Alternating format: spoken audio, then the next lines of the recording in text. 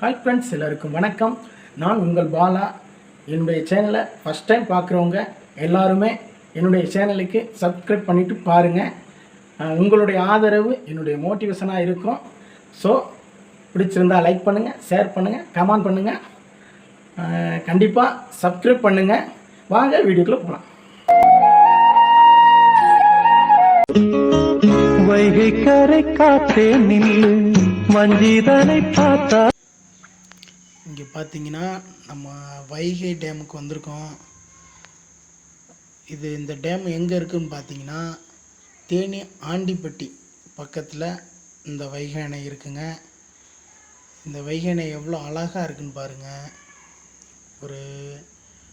ஒரு ஃபேமிலியோடு வந்து இங்கே டூரிஸ்ட் மாதிரி வந்து ஒரு சுற்றுலா மாதிரி வந்து நம்ம இதை வந்து சுற்றி பார்க்குறதுக்கு அவ்வளோ ஒரு அழகான ஒரு பிளேஸுங்க.